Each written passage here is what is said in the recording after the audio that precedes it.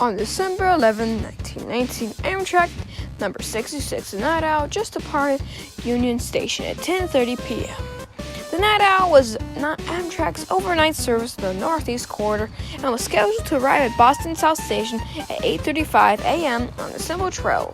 At the time, electrification ended in New Haven, Connecticut, so two EMD ZF40PH diesel locomotives number 272 and 366 were assigned to pull the Night Owl from New Haven to Boston. Behind the two locomotives were a material handling car, a baggage car, 3 coaches, and a dining car, 2 sleeping cars, another baggage car, and another material handling car. As the train approached Back Bay, a scheduled stop, there were 7 crew and 190 passengers aboard. MBTA number 906 was regularly scheduled commuter train at Stoughton line, inbound from Stoughton to North Station. The train consisted of EMD F40PH-2C diesel locomotive number 1073, similar to Amtrak's locomotives, 6 passenger coaches, and a control car. The train operated in push mode, meaning that the locomotive was at the rear of the train and the locomotive engineer controlled operations from the control car in the front. At the time of the accident, the commuter train was coming to a scheduled stop at Back Bay and had 5 crew and 900 passengers aboard.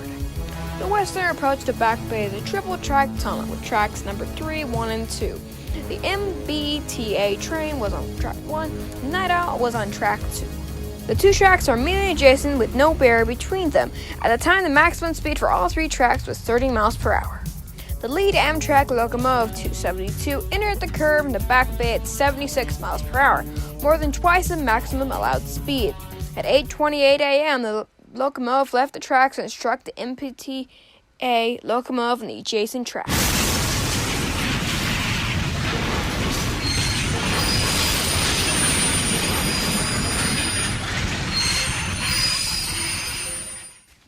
As the collision occurred in downtown Boston, emergency medical services were on the scene almost immediately. The subsequent NTSB investigation reported 453 injuries, 50 on the Night Owl, 396 on the MBTA train, and 7 firefighters who responded to the crash. The collision destroyed all 3 locomotives, 5 Amtrak cars, and 1 MBTA coach. The tunnel surface structural damage to its support columns.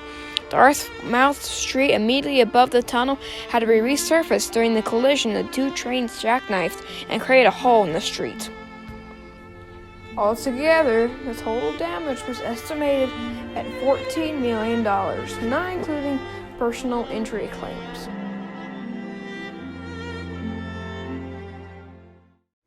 The NTSB investigation focused on the operation of the Night Owl.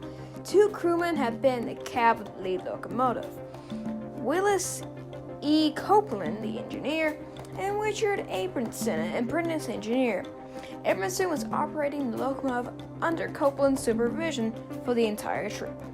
Copeland had worked in the railroad industry since 1957, as an engineer since 1969.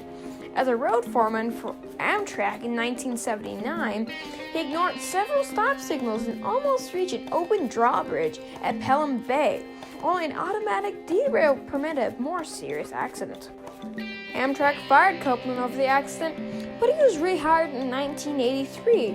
In March of 1990, the Metro-North Railroad banned Copeland from its territory for life, with the exception of his trackage within New Haven Union Station, after twice running through temporary stop signs set up to protect railroad employees working on adjacent tracks. Abramson had joined Amtrak as a ticket clerk in 1973 and entered the engineer training program in early of 1990.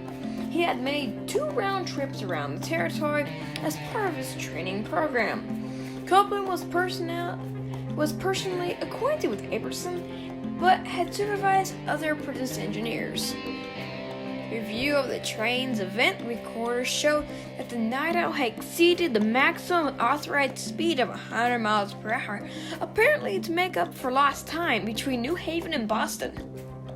Copeland claimed that he instructed Aberson to begin braking at Ruggles Station, approximately 1 mile from Back Bay, and that the train failed to slow normally upon brake application, and that the emergency braking was applied before the train entered the tunnel. But data from the record does not sustain this. Brake was not intended until shortly before the train entered the tunnel, emergency braking a mere 480 feet, less than 4 seconds of travel time before reaching the point of derailment. And in the view of the NTSB, even if the Nido had begun braking at that point, it would have still been going too fast when it reached the curve. Any speed over 59 miles per hour would have led to derailment. When it entered the Back Bay Tunnel, the Night Owl was still traveling at 103 miles per hour and only slowed to 76 miles per hour before the recorder ceased to function. Given the involvement of Aberson, the NTSB renewed Amtrak's locomotive engineer training program and pinpointed several areas for improvement.